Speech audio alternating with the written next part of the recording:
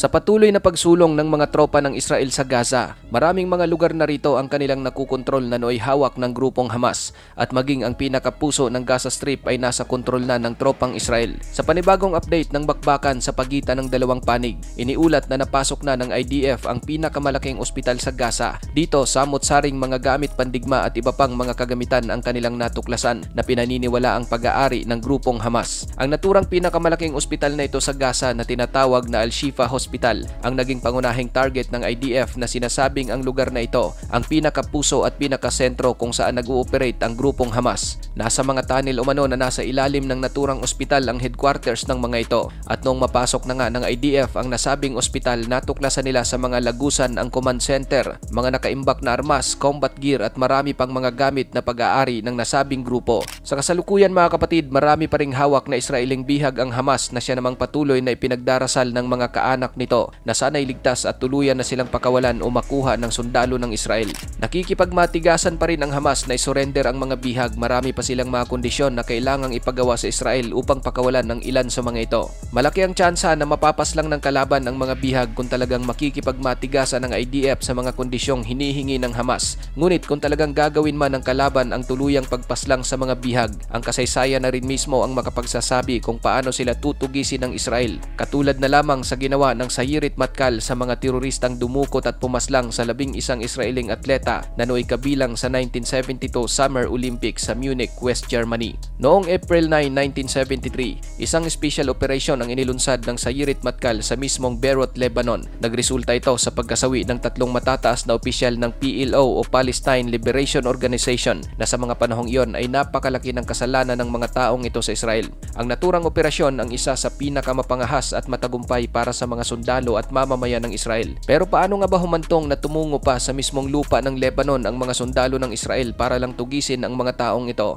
Ano ba talaga ang kanilang ginawa at paano naman sila nasa kote at tuluyang natodas sa kamay ng Sayirit Matkal? Noong August 26 hanggang September 11, 1972, isang kapanapanabik na kaganapan ang idinao sa Munich, West Germany, kung saan dito gaganapin ang nooy 1972 Summer Olympics. Ngunit sa hindi inaasahan, bigla na lamang inatake ang event ng 8 armadong kalalakihan na di umano'y mga Palestinian na miyembro ng militanteng organisasyon na Palestine Liberation Organization at Black September. Puwersahan na dinukot ng mga ito ang siyam na mga manlalaro at 2 referee na pawang puro mga taga-Israel na kabilang sa Israeli Olympic Team na kalaunan ay kanila ring pinaslang. Ang madugong pangyayaring yon ay labis na ikinagalit ng gobyerno ng Israel. Nangako ang mga ito na hindi sila titigil at talagang gagawa sila ng paraan upang matukoy at masakote ang mga dawit sa pagdukot at pagpaslang sa kanilang mga kababayan.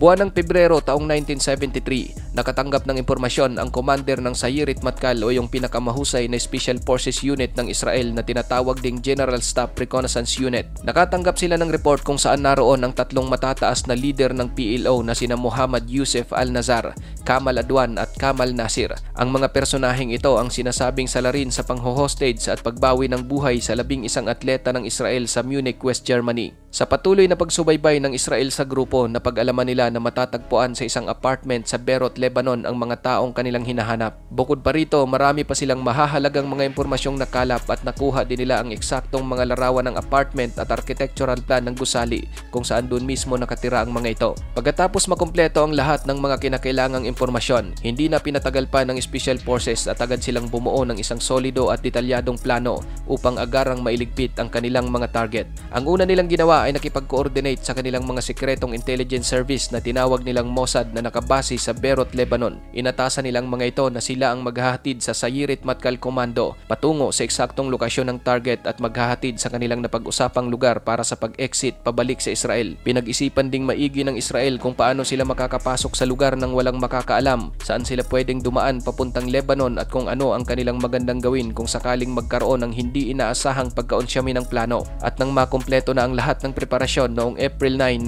1973, inilunsad ng Special Forces ng Israel ang isang mapanghang mapangahas at makapigil hiningang operasyon na nakilala bilang Operation Spring of Youth. Ang Operation Spring of Youth, mga kapatid, ay generally considered na isa lamang bahagi ng Operation Wrath of God o Operation Bayonet ng mga Israeli Commando na may layuning lipulin ang sinumang sangkot sa 1972 Munich Massacre. Sinimula ng operasyon na iyon sa pagpapadala ng Israel ng 8 Israeli Navy missile boats mula sa kanilang naval base sa Haifa patungo sa mismong karagatang sakop ng Lebanon. Lulan ng mga missile boat ang nasa 75 mga sundalo, 21 rito ay sa Yirit Matkal Commando, 34 ang Naval Commando at 20 paratroopers. Lulan din sa naturang mga Navy missile boat ang nasa 19 na mga Zodiac speedboats na siyang gagamitin ng mga sundalong sasalakay mamaya. Gabi na nang mapasok ng grupo ang mismong teritoryo ng Lebanon. Mga 12 milya ang layo mula sa baybayin na natili na roon ang kanilang mga missile boat at mabilis nilang ibinaba ang ilang mga Zodiac speedboats. Gamit ang naturang mga speedboats, naglayag ang mga komandong sasalakay patungo sa mismong baybayin ng Lebanon.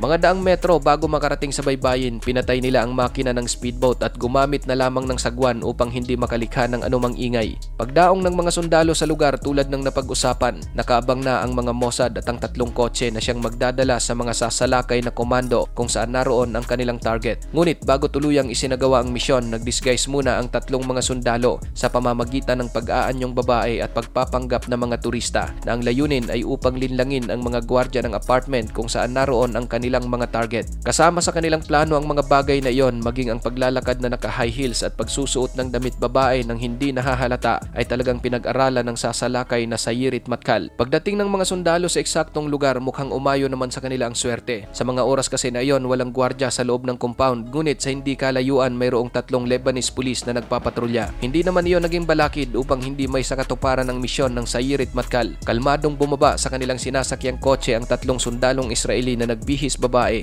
Sinamahan naman sila ng 3 pang mga sundalo na nagkukunwaring kasintahan ng mga ito. Dumaan ng mga komando sa mismong harapan ng mga pulis na inaakala nilang isa lamang turista.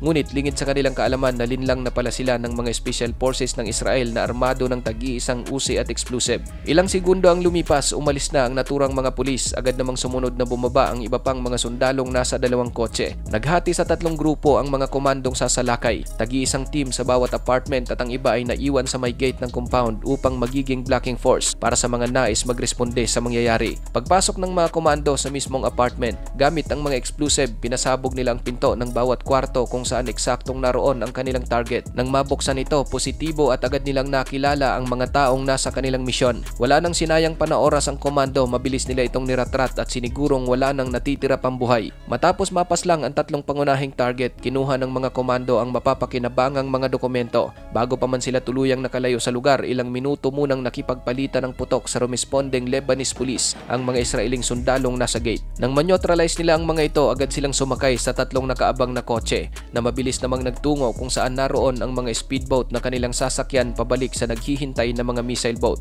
Sa mga sandaling malapit na sa lokasyon kung saan bababa ang mga komando, nasa lubong ng kanilang sinasakyang kotse ang ilang mga tropa ng Lebanese Army na sinisipat ang ilang parte ng dagat. Hindi sila napansin ng mga ito at nang tuluyang makalayo ang mga sundalong Lebanese, agad nagtungo ang mga komando sa nag-aabang na speedboat at iniwan ang narentahang sasakyan at mabilis na bumalik sa nag-aabang na mga missile boat bago tuluyang bumalik sa Israel. Matagumpay na naisagawa ng Yirit Matkal Unit ang kanilang misyon nang walang nalagas sa kanilang panig at ang operasyon na iyon ang isa sa pinakakilala, pinakamatagumpay at pinakamapangahas na military operation ng Israeli Defense Force. Ikaw kapatid, ano ang masasabi mo sa topic na ito? Para sa iyong opinion, i-comment mo na yan sa ating comment section sa ibaba. At kung nagustuhan mo naman ang video ito, paiwan naman ako ng like at pasubscribe na rin sa ating munting channel.